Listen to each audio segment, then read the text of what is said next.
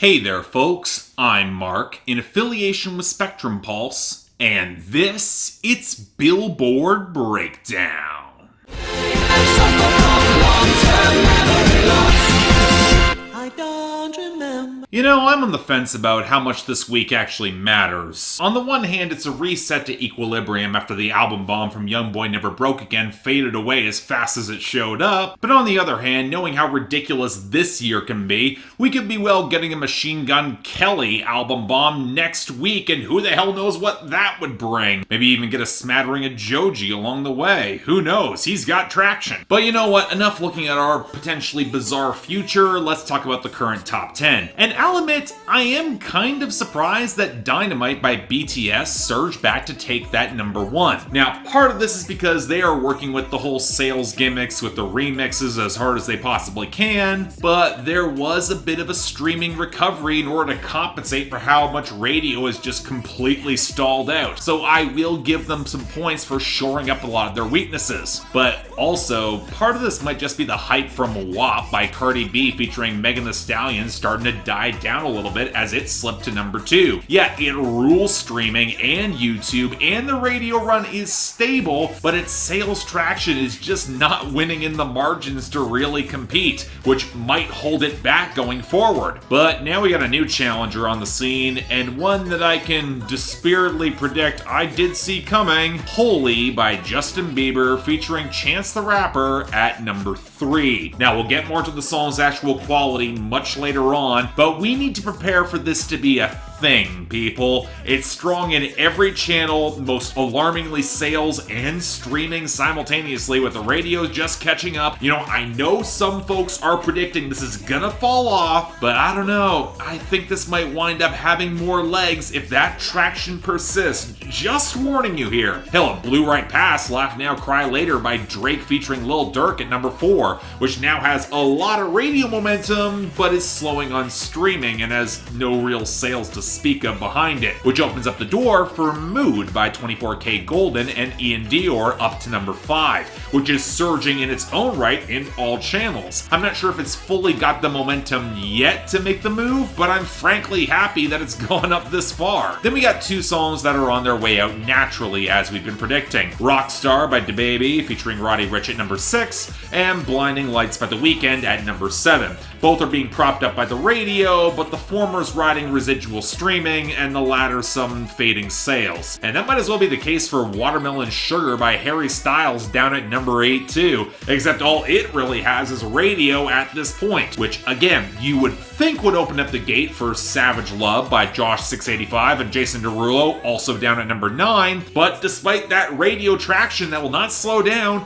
it's just not making any headway at all in sales or streaming. Then finally, slipping back into the top 10, we have I Hope by Gabby Barrett. I mean, it's got radio and sales, but the less attention I will pay this song, the better off we'll all be. Let's move on. But on to what I hope will be a prophetic note and somewhat of a parallel: Losers and Dropouts. A quick note that I actually forgot: Stuck With You by Ariana Grande and Justin Bieber. That was a dropout last week. My mistake, but again, with a song that forgettable, you can't really be that surprised. But this week, all we really had in the larger category is One Margarita by Luke Bryan and The Bones by Maren Morris making their expected departures. The latter one after being on the charts for a solid year. Yeah, I'm a little bit surprised at that too. Now, our losers, unfortunately, are not that much more interesting, mostly courtesy of the Youngboy Never Broke Again album bomb fading. Drug Addiction's down at 97, My Window with Lil Wayne at 89, and Casey Talk losing all the gains down to 72. Outside of that, Okay Not To Be Okay by Marshmello and Demi Lovato slid down to 75 off the debut. Girls in the Hood by Megan Thee Stallion slipped down to 68. I always felt like that song kind of underperformed. Like That by Doja Cat featuring Gucci Mane's at 64. It's on its way out naturally. And Nobody's Love by Maroon 5 just continues to tank at 82.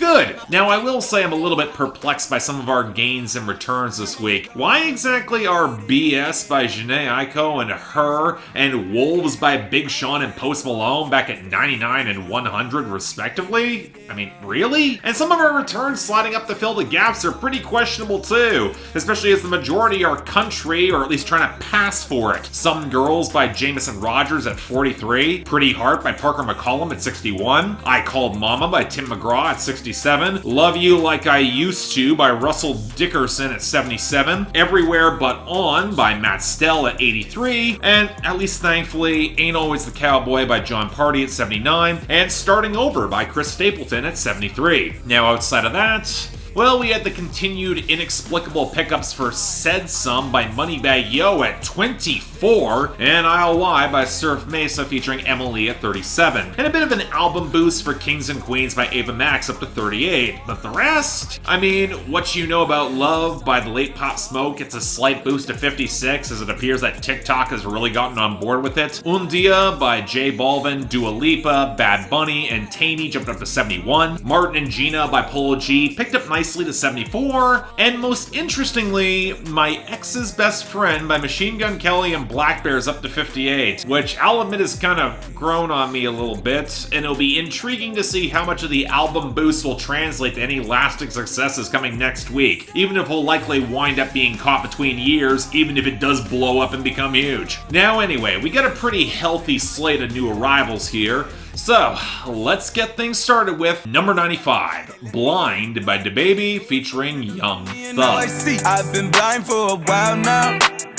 I've been blind for a while now. I've been blind. Anyone else feel that the Blame It On Baby Deluxe Edition kind of came and went without much in the way of impact? I mean, I don't want to make a judgment on what it could reflect because I do think it's very premature for folks to say that they're getting sick of DaBaby already, but I am saying I could have gone without knowing that DaBaby and Young Thug here are now on a song produced by abusive asshole and extremely questionable and mediocre label executive Dr. Luke, which is very telling in a very disappointing way. So with that fun fact in mind, is the song actually any good? Well, really, I'm not all that impressed. I get that DaBaby is actually open to making that pop pivot, and the hook is not bad, but the pretty basic and weirdly sedate electric guitar loop behind the trap percussion seems like the most sterile way to approach this, even if the blending quality is higher than normal when it comes to a DaBaby song. But my bigger issue comes in the content. The whole blindness that DaBaby and Thugger reference on the song is to the things in their lives that now matter, the latter seeming like his family, and the former surrounding DaBaby's newfound knowledge of the industry, playing in the more money, more problems mold. But even then, nothing here is framed in the delivery nor style like a big revelation, just kind of resigned.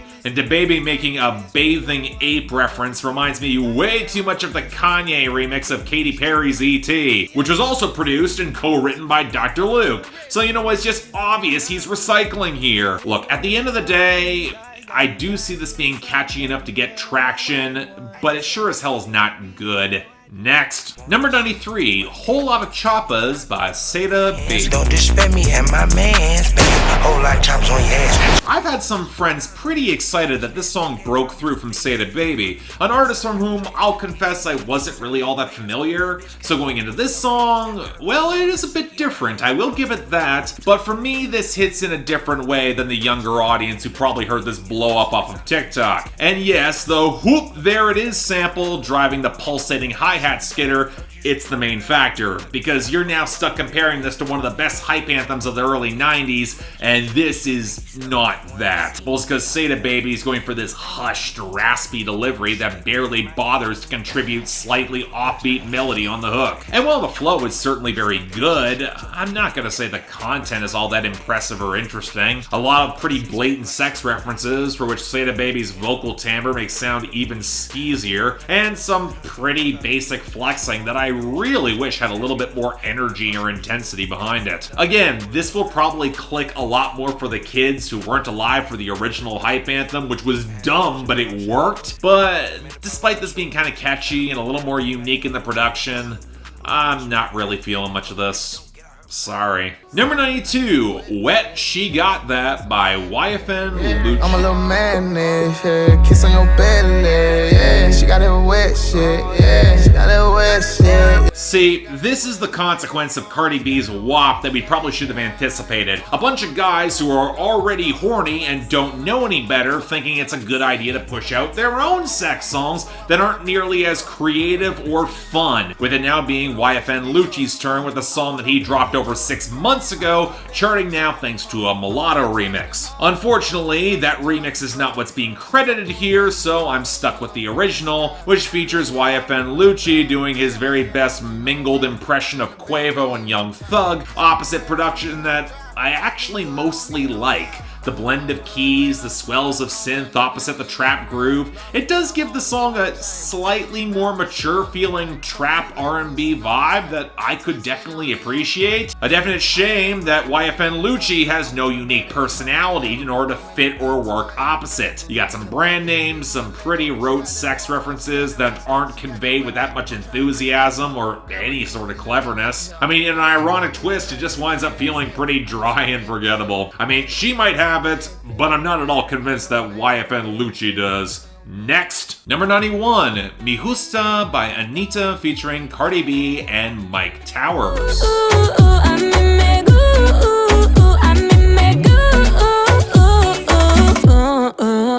So believe it or not, I'm actually very much okay with Cardi B hopping on reggaeton tracks. I think she's got the personality and enough command of Spanish to do it pretty well, and even when she mashes both languages together, it does tend to feel authentic coming from her. And pairing her with Anitta, who will work with a very similar approach with a little bit more singing, that could be a pretty nice compliment. And you know, here's the thing.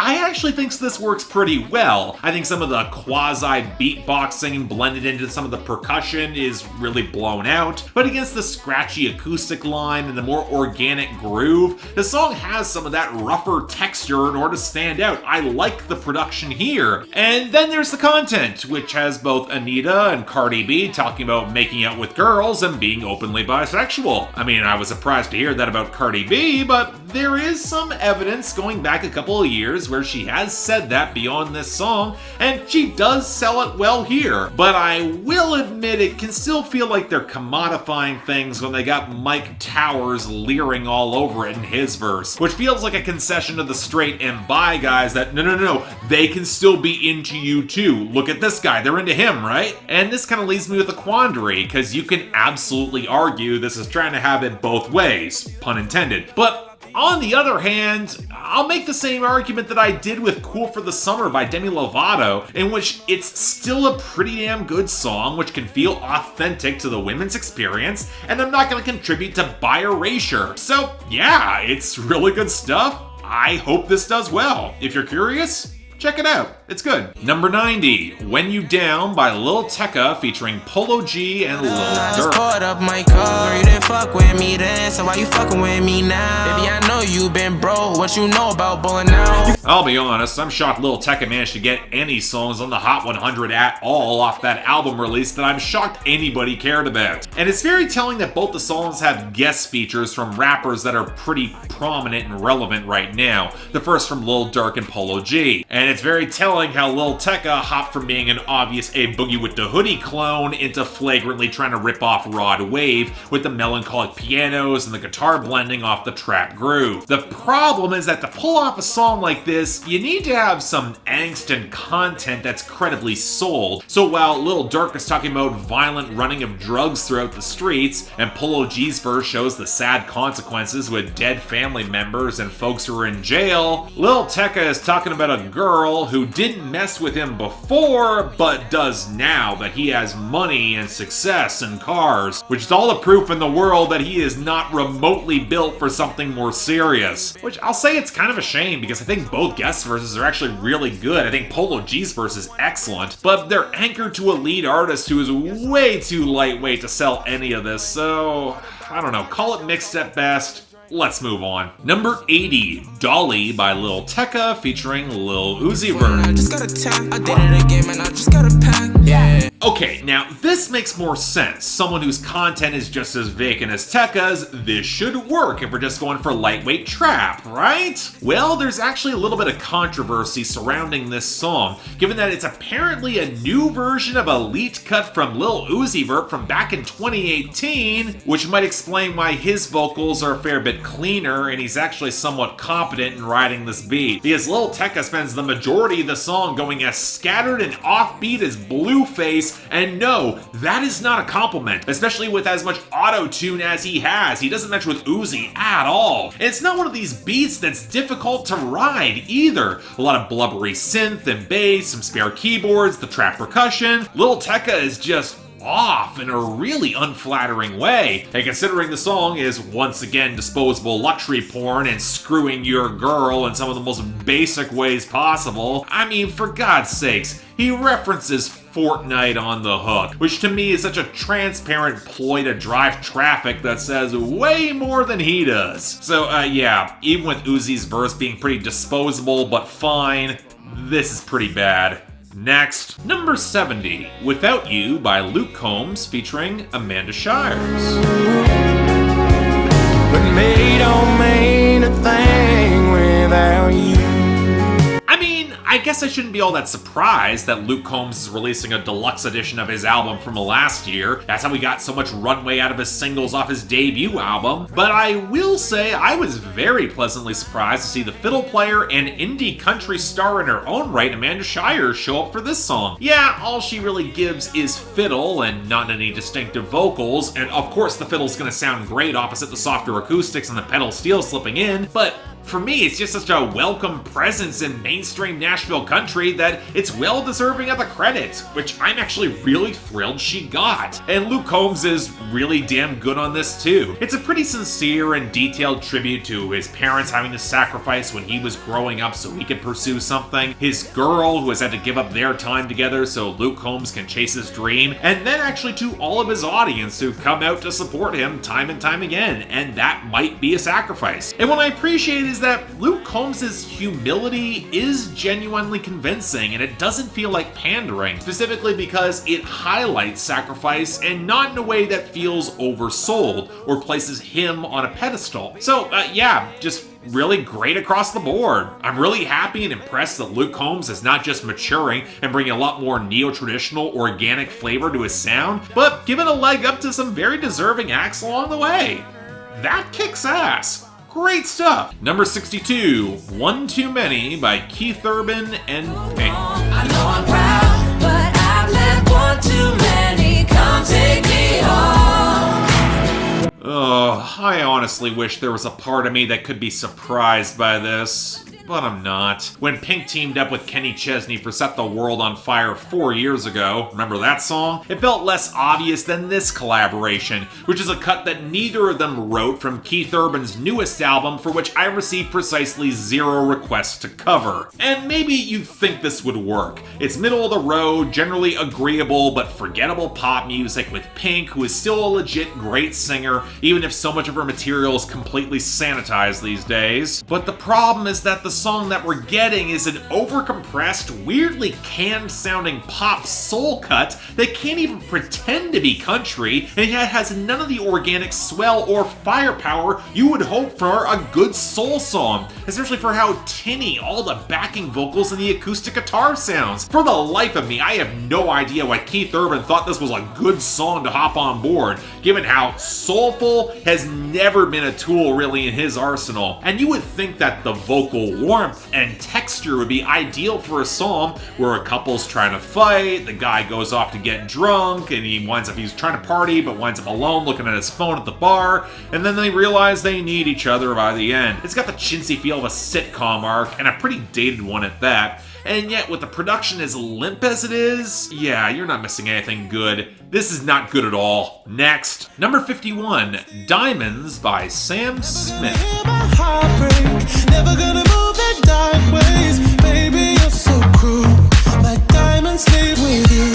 So, apparently Sam Smith has their release schedule somewhat organized for that upcoming album that's been delayed so often, given all those singles they were prepping for the past couple of years have been shoved to the back for bonus content and of course to boost the streaming presence. Which is good, like I like most of those songs, and I'm damn curious to talk about them, and with this single, okay. Wow, I'm impressed. I mean, for one, this is a kiss-off in the vein of How Do You Sleep, but the glassy keys drop into a much more satisfying bass line that reminds me of Charlie Puth's Attention, but it's actually somehow even a bit more bitter when you drill into it. Yeah, there's still some feelings on the table, but you get the impression that this X is looking to take a lot more from Sam Smith than just their heart, and that does temper some of the venom here. But I gotta be honest, the groove really helps. I tend to agree that when Sam Smith stays near their lower register and gets something a little bit more propulsive beneath them, you'll get more success, and this might be one of their best ever examples. Again, with Sam Smith, it's been a bit of a crapshoot how well their singles have landed on the charts or how well they've lasted, but I think this could be one of their best since Dancing with a Stranger with Normani,